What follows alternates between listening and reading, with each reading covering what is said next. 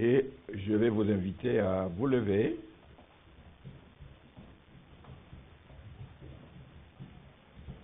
Nous allons procéder à la lecture de la parole de Dieu. Il y a quelques textes que je vais lire ce matin. Le premier texte est tiré du livre des Proverbes. Proverbes chapitre 6. Je vais lire à partir du verset 16. Il y a 6 choses que hait l'Éternel, et même 7 qu'il a en horreur: les yeux hautains, la langue menteuse, les mains qui répandent le sang innocent, le cœur qui médite des projets iniques, les pieds qui se hâtent de courir au mal, le faux témoin qui dit des mensonges, et celui qui excite des querelles entre frères.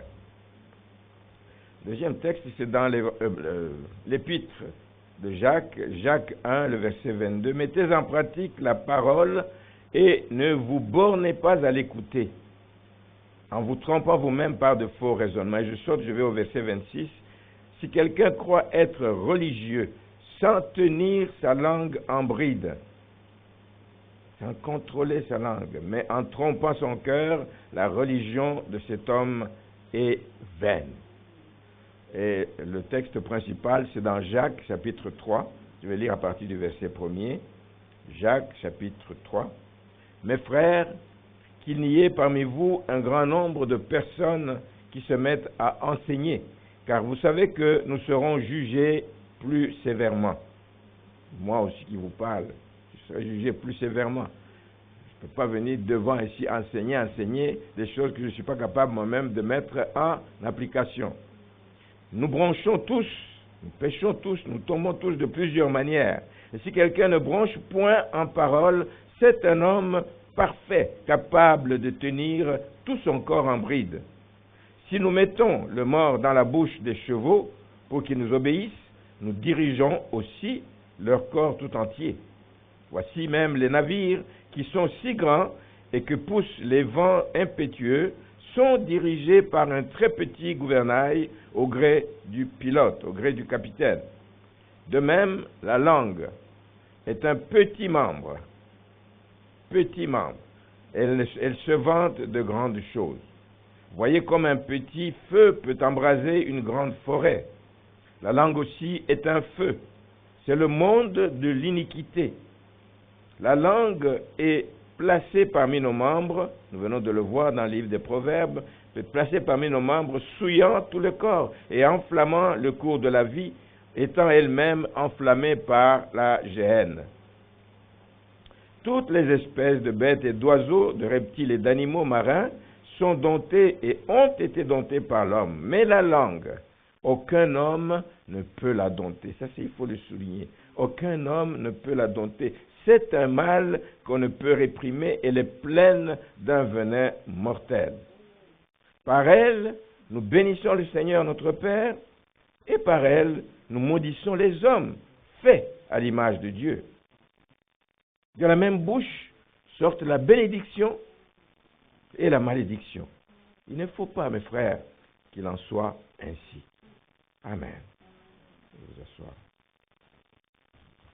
Seigneur, je prie alors que je vais aborder ce sujet, je prie pour que ton peuple soit attentif,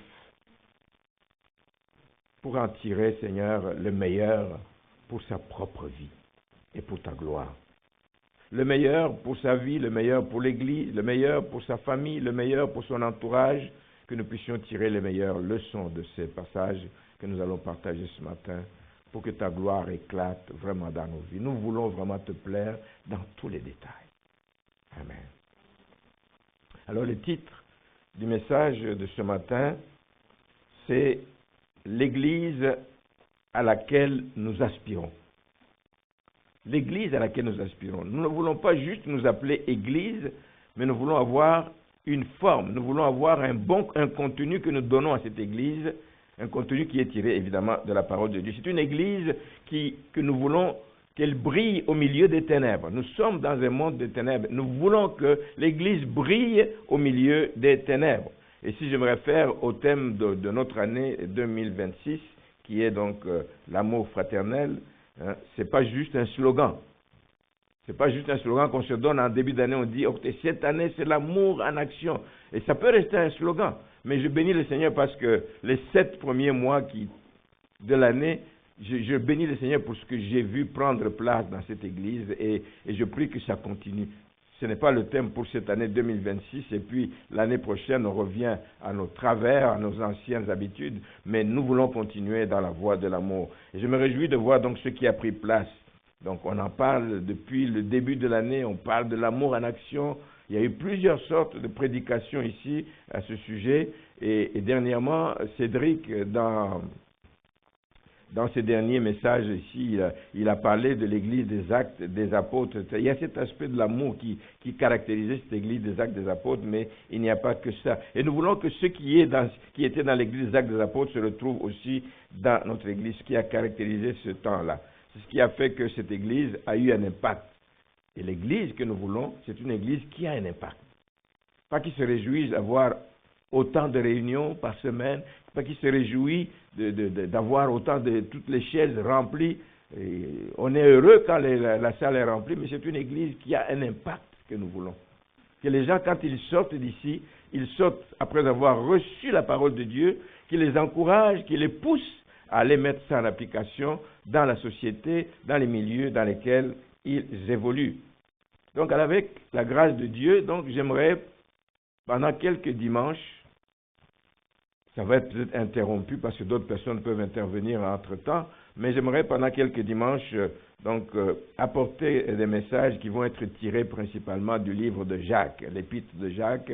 C'est une épître où il y a beaucoup de tests sur la foi chrétienne. C'est une série de tests qui permet aux enfants de Dieu de s'assurer de l'authenticité de leur foi. Et moi j'aime ce livre de Jacques parce que quand tu le médites, ça touche à beaucoup de sujets.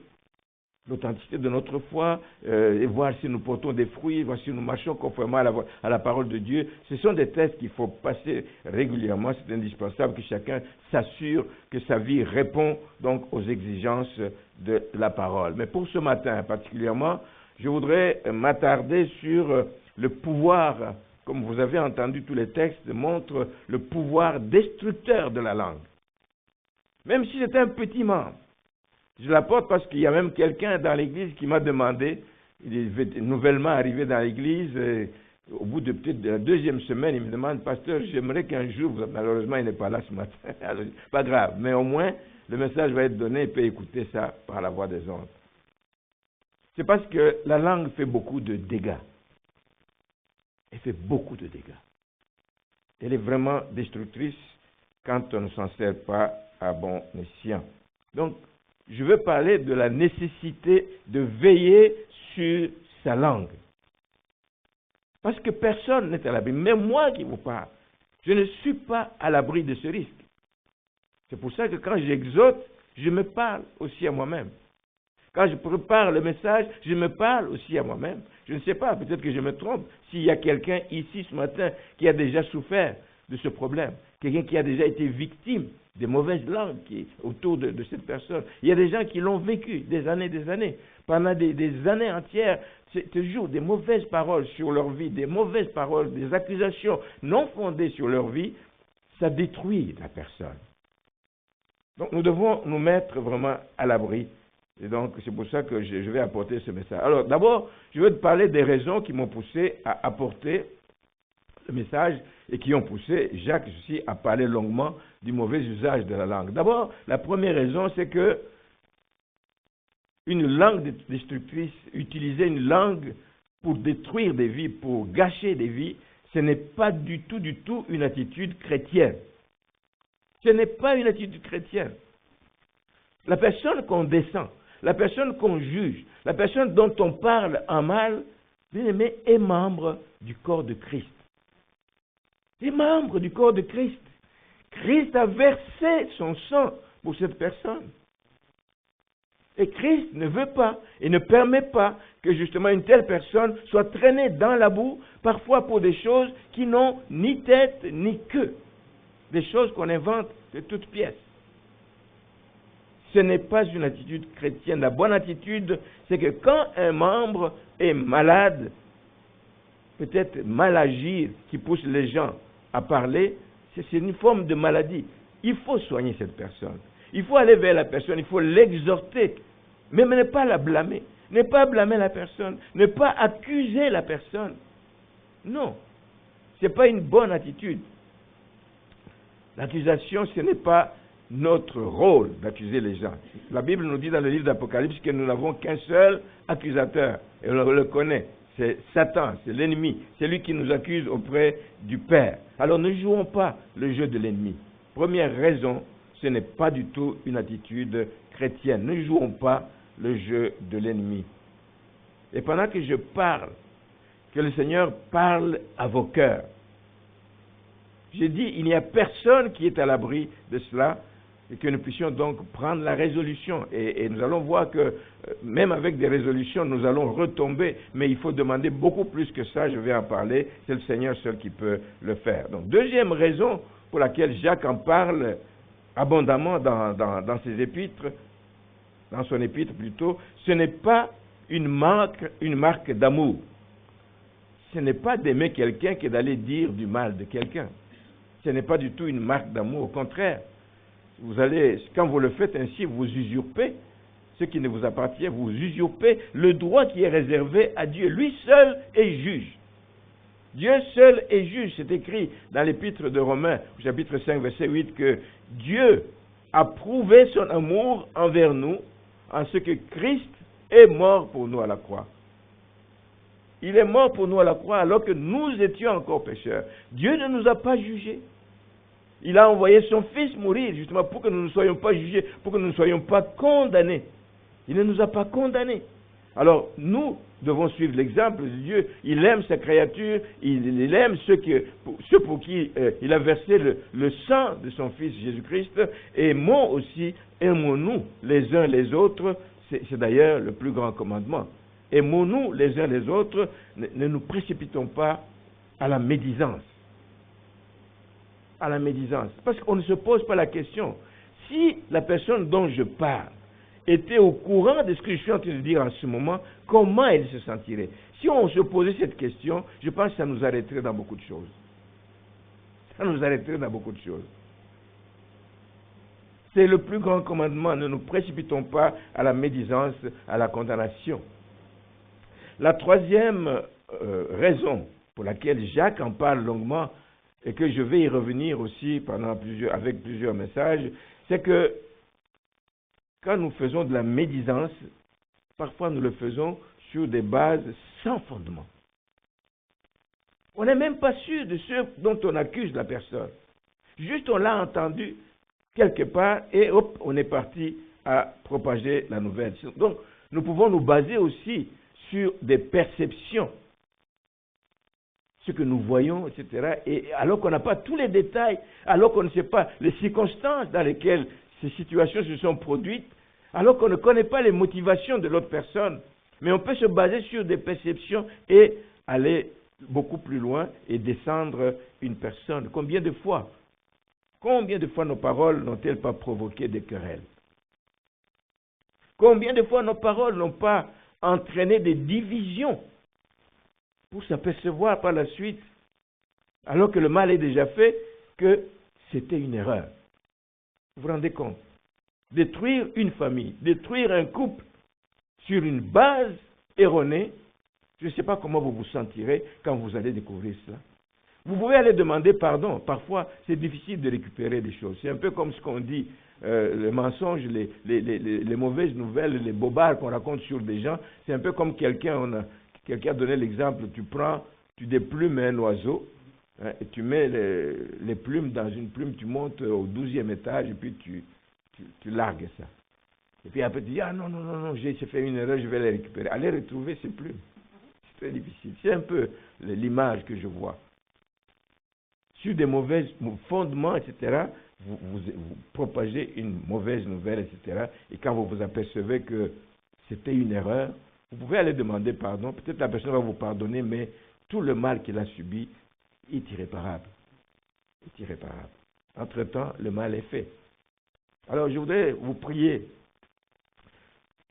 d'être patient. C'est le fruit du Saint-Esprit, n'est-ce pas? D'apprendre à être patient. quand on voit même une situation qui n'est pas bonne, etc., de prier, de vérifier, d'échanger avec la personne avant de propager une information, avant de l'étendre. C'est une tendance humaine, c'est une tendance charnelle. La nature humaine veut ça. Ah, c'est un scoop là. Ça faut que je dise ça à quelqu'un. C'est un scoop. Non, je veux bien un scoop qui bénit quelqu'un, mais un scoop qui va détruire quelqu'un, c'est pas bon. Ce n'est pas bon. Et c'est une tendance que nous avons tous. Alors, je voudrais, au départ de tout ça maintenant, prendre quelques recommandations que l'on tire du chapitre 3 de Jacques. Ce ne sera pas très très long. Quelques recommandations. D'abord, le verset 3, le verset premier lui-même. Dans Jacques chapitre 3, le verset premier, nous l'avons lu, il dit « Qu'il n'y ait parmi vous un grand nombre de personnes qui se mettent à enseigner, car vous savez que nous serons jugés plus sévèrement. » C'est une mise en garde, je l'ai dit tout à l'heure, une mise en garde que ceux qui enseignent dans l'Église particulièrement, on se rappelle qu'il y a une lourde responsabilité. Nous devons instruire le peuple de Dieu sur base de la parole de Dieu, pas sur base de nos pensées, pas sur base de nos décisions, pas sur base de nos croyances, mais sur base de la parole de Dieu. Et il est malheureux justement que ceux qui enseignent ne soient pas capables eux-mêmes de mettre cela en application, ce qu'ils prêchent. Quelle crédibilité ils peuvent avoir. Jésus l'a dénoncé quand il parlait de l'attitude des scribes. Il dit qu'ils sont assis sur la chair de Moïse, etc. Mais Dieu, lui, il a condamné leur attitude, les scribes et les pharisiens. Il a dénoncé l'attitude de ces gens au verset 3 dans Matthieu 23, verset 3. Il dit « N'agissez pas selon leurs œuvres. » Ils passent du temps à vous enseigner, mais n'agissez pas selon leurs œuvres, car ils disent des choses qu'ils ne font pas. Ils disent des choses qu'ils ne font pas.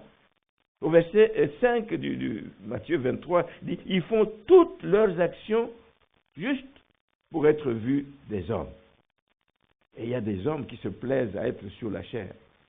Il y a des hommes qui se plaisent à parler, à voir que tout le monde les écoute. Ils disent, on m'écoute. Je parle à des foules. Mais ce que tu dis, c'est une source de bénédiction pour ces personnes? Est-ce que toi, l'exemple que tu donnes, confirme ce que tu dis? Les gens peuvent se poser des questions. Non, on a une lourde responsabilité. Et je dis ça sur la chair, pas seulement sur la chair. Toute personne qui œuvre dans la maison du Seigneur, quel que soit le secteur dans lequel vous travaillez, vous ne pouvez pas aller donner des leçons à d'autres si vous-même, vous n'êtes pas capable de le montrer. Vous êtes au département des enfants, que je parle particulièrement. Les tout jeunes ne comprennent pas grand-chose, mais des fois on se trompe aussi parce que ils voient des choses, ils disent... Mais un peu plus grands, ceux qui sont un peu plus grands, ils vous écoutent, ils disent, oui, mais l'autre jour, ce n'est pas ce qu'il a fait. Ce n'est pas ce que j'ai entendu de sa bouche. Ils vous écoutent. Ils vous voient vivre, ils vous voient aller, ils vous voient faire, ils vous voient les attitudes et les réactions que vous manifestez. Donc, ce que vous apprenez aux enfants, ce que vous apprenez dans les différents ministères, ministère des dames, là où il y en a, ministère des jeunes ados, là où il y en a, il faut que ces auditeurs soient en mesure de voir que vous êtes capable de les mettre en application. Ce qu'on transmet aux autres va être une source de vie lorsque c'est conforme à la parole de Dieu. Amen. Là, ça va être une source de vie. Ça va être une source d'encouragement parce que c'est conforme à la parole de Dieu. Il ne nous demande pas de faire des choses selon sa propre compréhension, mais il nous demande de faire des choses selon la parole de Dieu. Mais le contraire peut conduire à la mort. Si on transmet autre chose que de la parole de Dieu, ça peut conduire à la mort, ça peut conduire à la perdition, ça peut conduire à la révolte contre Dieu, ça peut conduire à des attitudes que Dieu n'agrée pas si on se permet une interprétation erronée de la parole de Dieu. Il y a des enseignants qui sont des instruments de l'ennemi. Je ne veux pas citer de nom, mais il y a des choses que nous suivons aujourd'hui sur les réseaux sociaux, des gens qui sont à la tête de grosses églises, qui ont des milliers de personnes qu'ils encadrent. Mais quand vous écoutez ce qu'ils disent, c'est contraire. Mais alors, entièrement à l'encontre de la parole de Dieu. À l'encontre de la parole de Dieu. Donc, ces genres de personnes le résultat de leur travail, c'est d'éloigner les gens, d'éloigner leurs adeptes de la vérité, et c'est la vérité qui libère. Je ne sais pas ce qu'ils diront quand ils seront un jour face à face avec le Seigneur. Moi, j'aime toujours dire, Seigneur, je vis, j'essaie de vivre, j'essaie de travailler pour qu'un jour, quand je suis face à face avec toi, j'entende cette parole, viens, bon et fidèle serviteur, entre dans la joie de ton maître. Nous devrions tous travailler avec ce but. Donc, quand vous professez des choses qui éloignent les gens de la vérité, bien-aimés, je ne sais pas ce que vous direz au Seigneur parce que vous serez jugés sévèrement. C'est la Bible qui dit au verset 1er. L'apôtre Jacques parle ensuite de quelques caractéristiques de la langue. Les caractéristiques de la langue. Il en donne des illustrations, évidemment, pour qu'on comprenne mieux. D'abord, il dit on comprenne l'impact qu'elle peut avoir, même si elle est toute petite dans ce corps entier, mais un petit membre qui peut faire beaucoup de dégâts. Alors, il donne les caractéristiques en faisant quelques comparaisons. D'abord, il dit que c'est un tout petit membre, mais nous avons vu dans le texte que nous avons lu en début dans Proverbe 6, qu'il se retrouve dans la liste des choses que Dieu a en horreur. Mais pas la langue tout court, mais la langue menteuse, la langue qui professe des mensonges et qui détruit la vie d'autres personnes. Quand on fait un mauvais usage de la langue, Dieu a en horreur ces choses là-bas. Donc c'est un petit membre, mais elle peut faire beaucoup de dégâts. Mais il la compare à un mort, au verset 3 de ce texte. Il dit, si nous mettons le mort c'est une pièce, je ne sais pas comment vous l'appelez, ceux qui ont déjà vu comment on conduit les chevaux, c'est une pièce qui passe dans... pour diriger. S'il n'y a pas ça, mais le cheval peut t'amener dans tous les sens.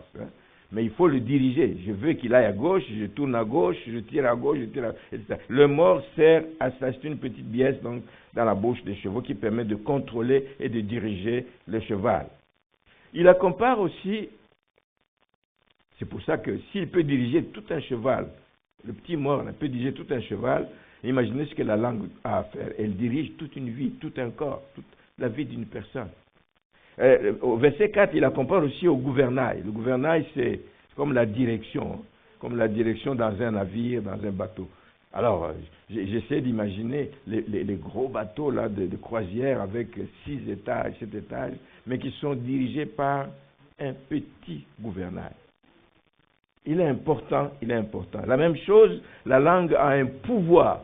La langue a un pouvoir qu'on n'imagine pas. La langue a un pouvoir auquel on ne pense pas du tout. Il a un pouvoir d'impacter des vies entières de ceux à qui on s'adresse. Donc, c'est important de pouvoir bien utiliser la langue pour pouvoir donc arriver à un bon résultat. La Bible déclare dans Proverbe 18, le verset 21, que la vie et la mort sont au pouvoir de la langue. Ça veut dire que la langue peut transmettre la vie comme la langue peut transmettre la mort. Elle est au pouvoir de la langue. D'où l'importance de veiller à son utilisation, d'où l'importance de veiller à ce qui sort de notre bouche. Je me parle et je parle à chacun d'entre vous ce matin. La langue est un tout petit membre, mais il faut absolument s'assurer qu'on utilise à bon escient. Mais la langue est aussi comparée, pas juste à un gouvernail, etc., mais elle est aussi comparée au verset 6, elle est aussi comparée à un feu. La langue aussi est un feu. C'est le monde de l'iniquité. La langue est placée parmi nos membres, souillant tout le corps et enflammant le cours de la vie en étant elle-même enflammée par la géhenne. Elle est comparée à un feu. Un feu brûle, un feu détruit le feu. Aujourd'hui, quand vous voyez ce qui se passe en France, c'est des milliers d'hectares qui sont passés au feu. Peut-être c'est parti d'une petite étincelle, mais quand le feu prend quelque part, eh bien, ça s'étend et ça fait beaucoup de dégâts. Donc les mauvaises paroles agissent quasiment de la même façon. Les mauvaises paroles d'une seule personne. Mais lorsqu'elles sont proférées, et j'ajoute ici, parfois elles sortent de la bouche par inadvertance. C'est pour ça qu'il faut faire attention. Elles peuvent sortir par inadvertance. Ce n'est pas toujours volontairement qu'on le dit, mais c'est sorti, mais ça peut faire des dégâts. Donc ça peut détruire la vie d'une personne. Ça peut détruire un couple. juste à cause de ce que quelqu'un a raconté à l'un des conjoints, ça peut détruire un couple. Souvent, on ne prend pas le temps de vérifier. On prend des décisions et on avance et puis on arrête la marche à deux à cause de ce qu'on a entendu. C'est un feu qui vient de prendre et qui va détruire tout un couple. La langue crée la zizanie, la division parmi les membres d'une famille. Est-ce que vous connaissez des familles qui ont été divisées à cause des propos tenus par une personne? Moi, j'en connais. Des familles entières. Le père ne peut plus parler à ses enfants, les enfants ne veulent plus voir le père parce qu'ils ont entendu quelque chose sans vérifier, sans aller consulter, sans aller s'asseoir pour dire, mais dans quelles circonstances tu as dit ça? Pourquoi tu as dit ça? On prend la décision de couper court aux relations familiales. Mais j'ajoute, ça va peut-être vous surprendre, que la langue peut disperser une assemblée. Je le dis pour l'avoir, pas vécu, mais pour l'avoir entendu. Mais c'est vécu aussi. C'est une grosse assemblée en Belgique, grosse, une des plus grosses à cette époque-là, qui a été dispersée juste parce que pendant un culte, une personne lève la voix et sort comme une parole de connaissance et dit « Seigneur me montre que la femme du pasteur ou un membre de l'église est sorcière. » Je crois que le culte n'a pas pris fin. Les gens ont commencé à sortir après l'autre. L'église s'est disloquée comme ça.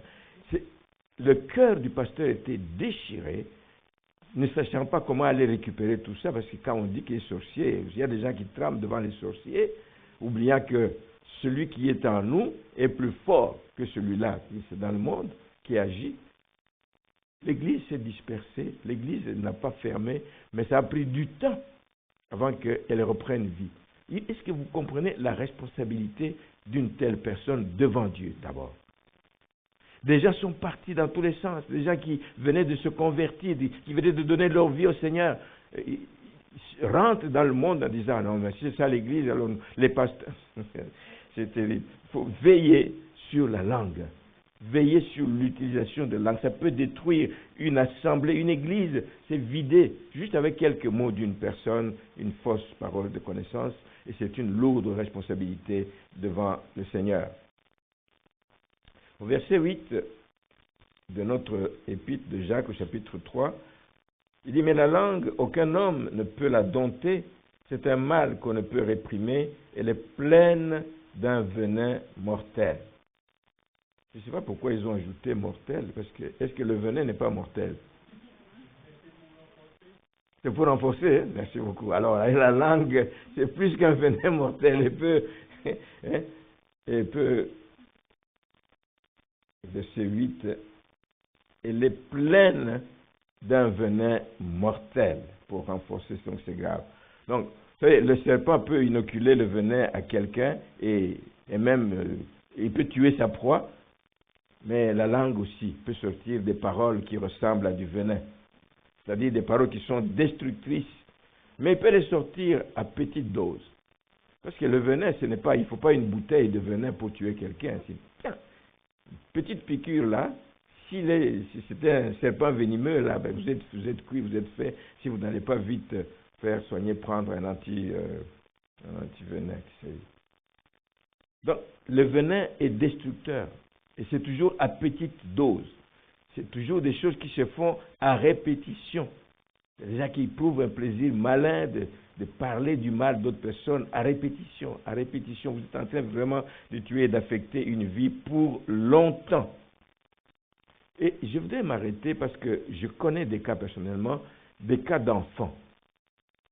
Ce n'est pas seulement dans l'église. Dans une famille, la langue peut être mal utilisée par les parents. Et il y a beaucoup de cas d'enfants dont les parents ou les enseignants. Moi, j'ai eu, heureusement que je n'ai pas eu longtemps un enseignant comme ça, j'étais à l'école secondaire, mais c'était un enseignant qui me descendait systématiquement, en troisième seconde, systématiquement, parce que je n'étais pas fort en mathématiques à cette époque-là. À cette époque, parce que vous allez voir que les choses ont changé après. J'étais pas fort en mathématiques. Et chaque fois que c'était la leçon de mathématiques, ah là là là là, toi, comment tu as fait pour arriver ici, toi? Est-ce que ton père est ministre? Comment tu as fait? Je ne comprends pas. Comment tu es arrivé jusqu'en 3e secondaire? Tu ne comprends rien.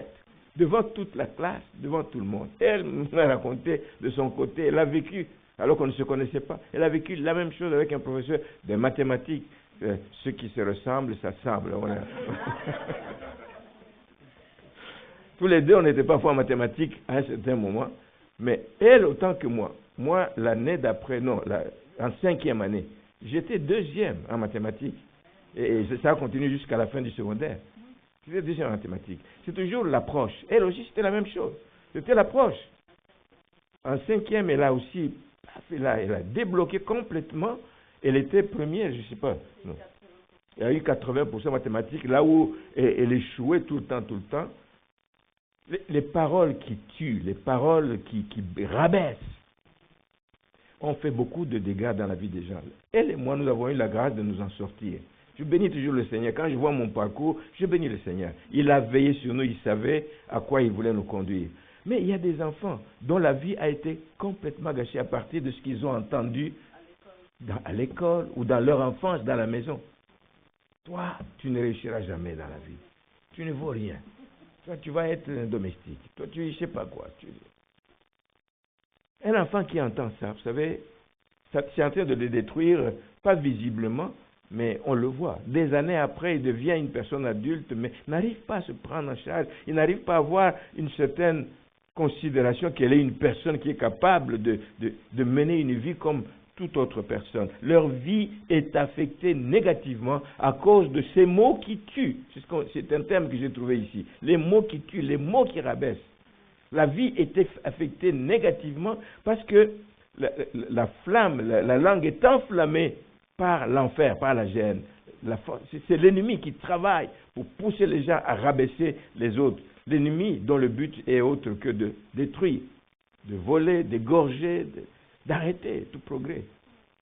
C'est ça le but de l'ennemi. Ce n'est pas juste qu'il va tuer avec des couteaux, mais c'est avec des paroles qu'il peut tuer aussi des gens et arriver donc à arrêter donc, le développement d'une vie. Maintenant, je vais faire une petite parenthèse ici pour dire que si les mauvaises paroles peuvent être rapportées avec des mauvaises intentions, parfois on le fait sciemment, et je le fais pour détruire quelqu'un, je le fais, on en connaît qui ont un malin comme plaisir à descendre les autres parce que je vais l'écraser, il va savoir que j'ai la capacité de, j'ai la capacité de. Il y a des gens qui font ça avec des mauvaises intentions, mais je voudrais rappeler que les mauvaises paroles peuvent aussi être rapportées sous forme de plaisanterie. Et ce n'est pas toutes les plaisanteries qui passent. Ce n'est pas toutes les plaisanteries qui sont acceptées. Toi qui le fais, tu le fais sous forme de plaisanterie, mais c'est accueilli différemment. Même si peut-être on ne te le montre pas, même si on ne te le dit pas, mais c'est tout autant dévastateur. On ne sait pas ce que ça peut faire. Donc que ce soit aussi une occasion de faire attention justement quand on fait des blagues, etc. Parce qu'il y a un dicton populaire. Quelqu'un disait que c'est dans la Bible, ce n'est pas dans la Bible. Il y a un dicton populaire qui dit qu'il faut tourner la langue 7 fois dans la bouche avant de parler. Ce n'est pas dans la Bible, mais bon, peut-être qu'ils ont ramassé tout ce qui est dit dans la Bible et dit non, c'est mieux de tourner la langue 7 fois avant de parler. Pourquoi? Parce que c'est pas juste le geste mécanique qui dit bon ok, avant de parler, non, c'est pas ça. C'est juste pour nous apprendre, pour nous pousser, pour pousser les gens à réfléchir avant de parler.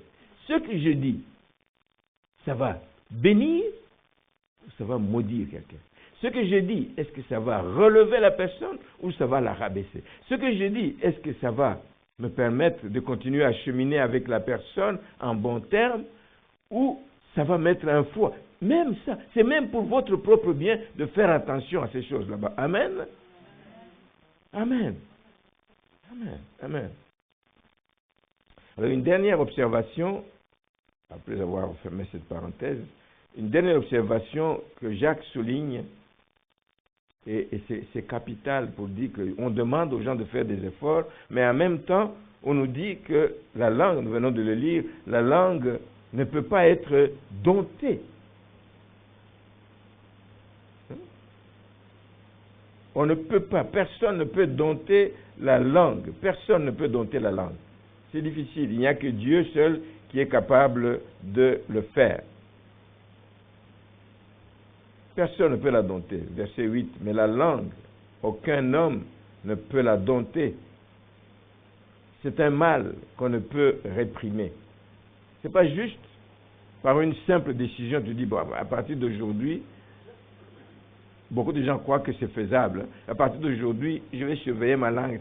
Ça va revenir parce que c'est une tendance naturelle, etc. Et c'est l'ennemi qui travaille derrière tout cela. La seule façon de faire, c'est de se soumettre à Dieu. Personne ne peut le faire. Seul Dieu est capable de le faire parce qu'il est puissant.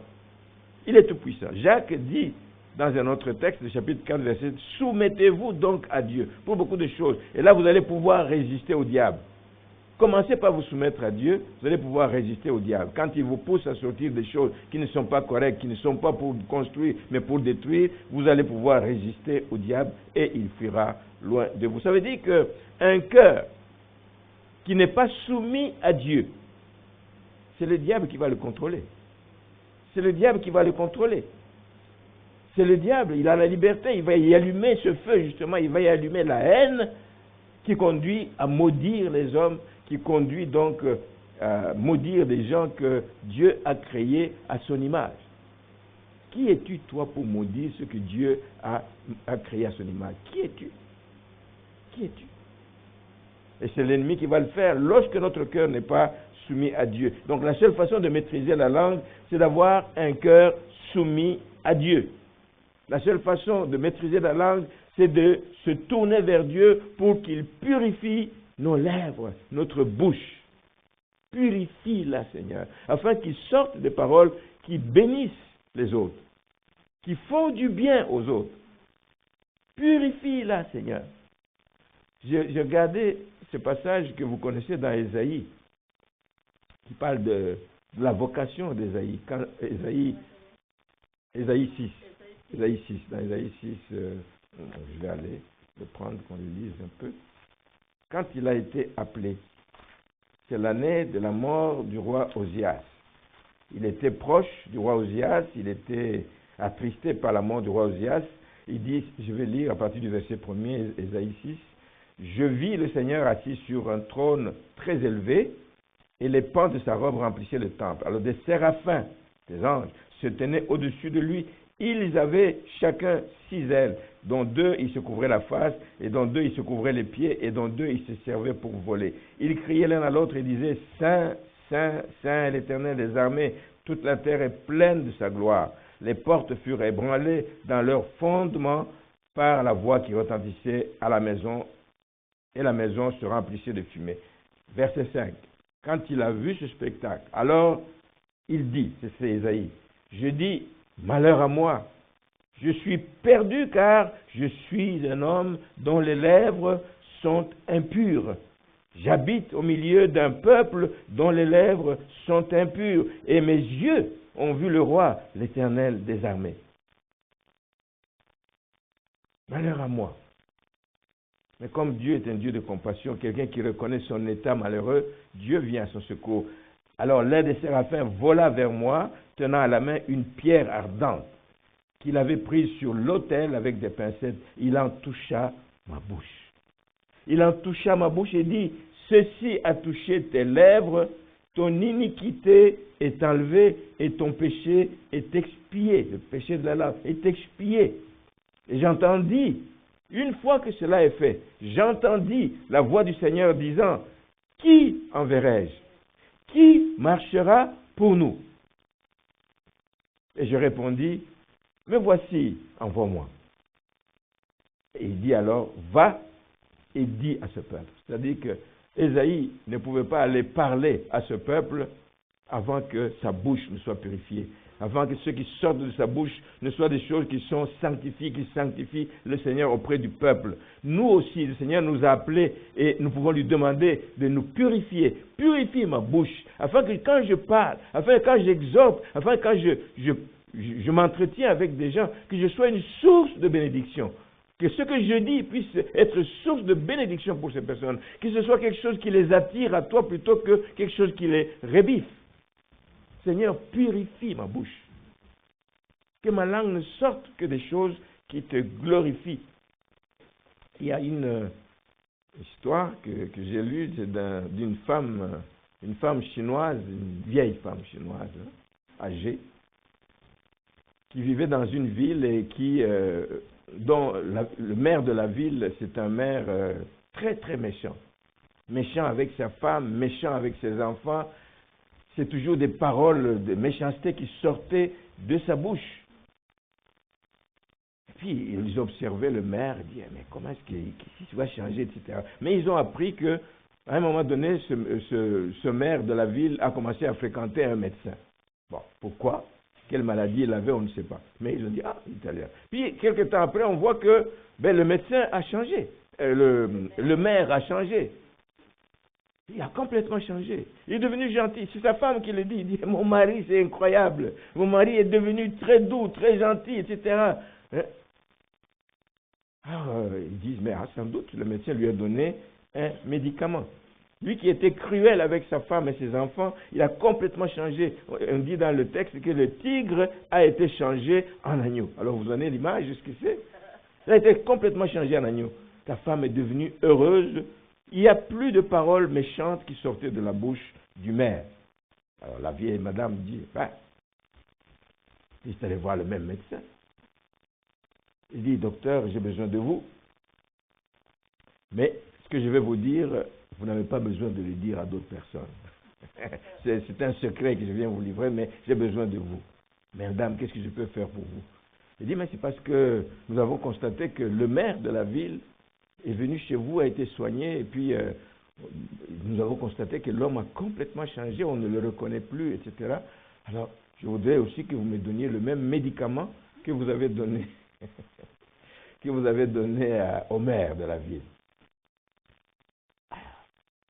Finalement, le médecin a compris. Est-ce que c'est lui, le médecin, qui l'avait exhorté? L'histoire ne le dit pas.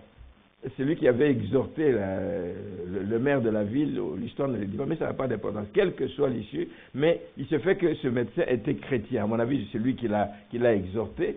Et il était chrétien, et il a compris le besoin de cette femme. Il a dit, mais madame, maintenant, oui, vous me racontez ça, mais qu'est-ce que vous voulez que je fasse maintenant pour vous?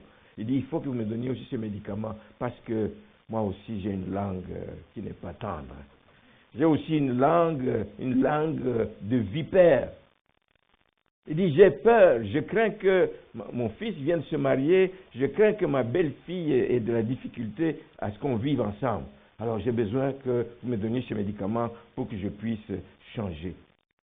Évidemment, la joie du médecin, c'était de dire, waouh, ce que j'ai fait avec ce maire, je peux le faire avec quelqu'un d'autre. La joie était de parler de celui qui peut transformer notre caractère.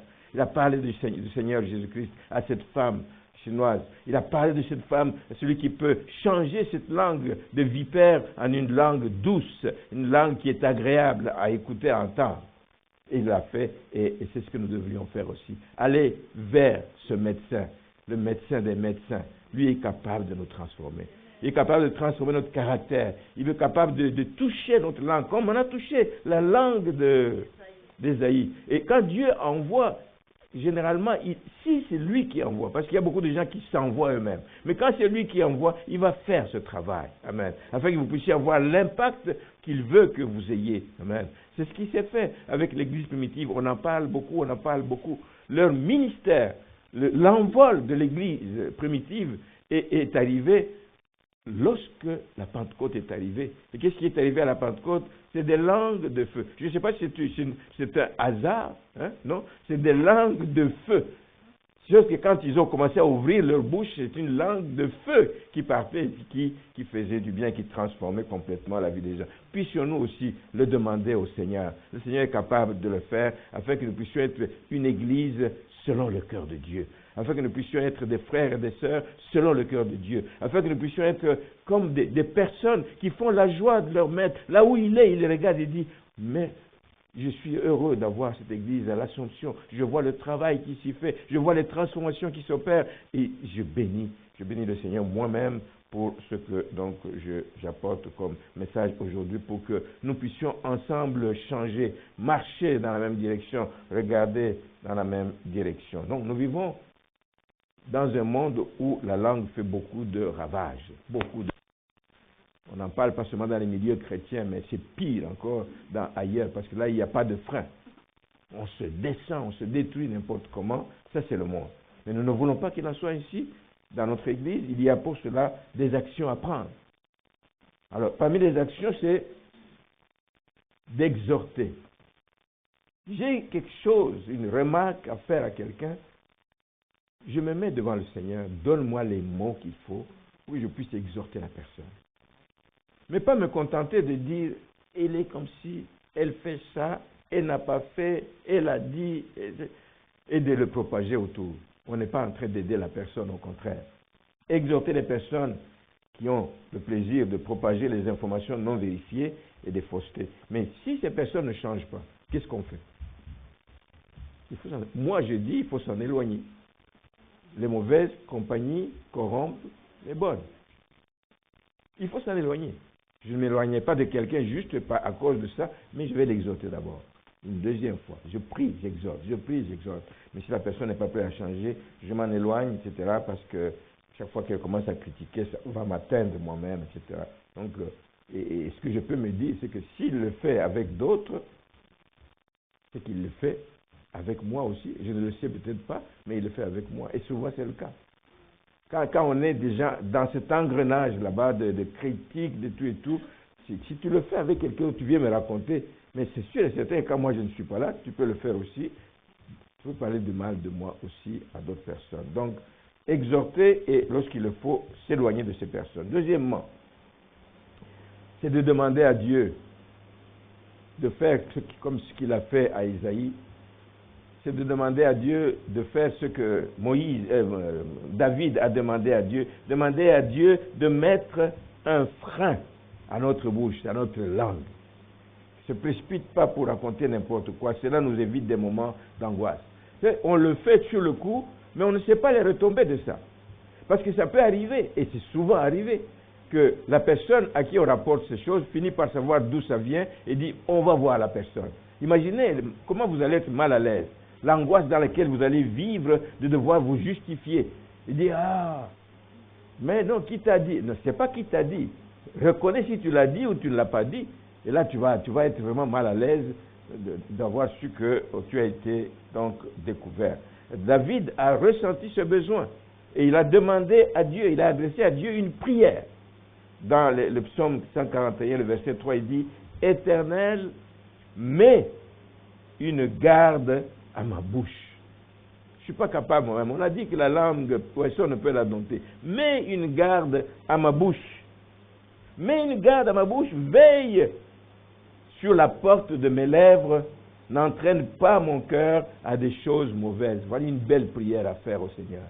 De moi-même, je ne suis pas capable. Je suis faible, mais je sais qu'avec toi, je peux m'en sortir. Je peux même faire des exploits. Alors, mets une garde à ma bouche, veille sur la porte de mes lèvres, n'entraîne pas mon cœur à des choses mauvaises, à des actions coupables avec les hommes qui font le mal, et que je ne prenne aucune part à leur festin. Alors je termine avec ceci, que chacun s'examine, que chacun s'interroge pour savoir si je suis un instrument qui apporte la vie ou qui apporte la mort. Quand j'ouvre la bouche, est-ce que ce qui sort de ma bouche contribue à consolider l'œuvre de Dieu ou à affaiblir l'œuvre de Dieu dans sa mission? Il faut se poser cette question. Pas juste que je fréquente l'église, mais est-ce que ce que je fais, mon attitude, mon comportement, mon langage, contribue à affaiblir la mission de l'église ou contribue justement à consolider l'œuvre de Dieu? Jésus l'a dit dans Matthieu chapitre 12, verset 36, qu'un jour, nous rendons compte. Nous rendons compte un jour de toute parole vaine, toute parole qui n'édifie pas les autres, qu'on aura proférée et qui a fait que des gens, peut-être des gens, ont eu le dégoût des églises. Nous avons connu des départs pendant les 20 ans ici. Nous avons connu des départs dans cette église. Certains départs, nous connaissons la raison pour laquelle les gens sont partis, des raisons personnelles, des raisons qui n'ont aucun fondement, peu importe. Les gens sont libres, hein? Ils sont libres. Mais il y a des départs dont on n'a jamais su pourquoi. Tu vas voir la personne. Je crois que c'est important que nous sachions quand quelqu'un quitte l'église. C'est pour ça que je dis, quand je quitte l'église, il faut que je quitte bien. Je vais voir les responsables, je leur dis la raison pour laquelle je pars. Mais quand tu vas voir certaines personnes dire, mais ça fait longtemps qu'on ne vous voit pas, ils disent, non, non, j'ai changé, je ne suis plus dans votre église, mais qu'est-ce qui s'est passé? Dites-le nous, ce n'est pas une accusation, c'est pour que nous puissions peut-être aider, s'il y a quelqu'un qui est à la base de votre départ, que nous puissions l'aider à ne pas faire partir une deuxième, une troisième, une quatrième personne. Mais il y a des gens qui ne veulent jamais le dire. Ils ne veulent pas le dire. Ça ne nous aide pas. Nous prions pour ces personnes, mais ça ne nous aide pas. Et ce n'est pas du tout notre souhait, justement, que des gens quittent l'Église dans ces conditions, sans qu'on ne sache vraiment pourquoi. D'autres, on a su pourquoi les gens ont quitté. Des gens sont allés raconter des choses qui n'ont jamais existé, là. Qui n'ont jamais existé. Je vous passe les détails. On a dit ceci au comité, la personne n'est pas au comité, la personne ne lit pas les PV du comité. On a dit, et la réalité est qu'on n'a jamais rien dit de tout ça au comité. Dans quel but on est allé dire ça à la personne? Je ne sais pas.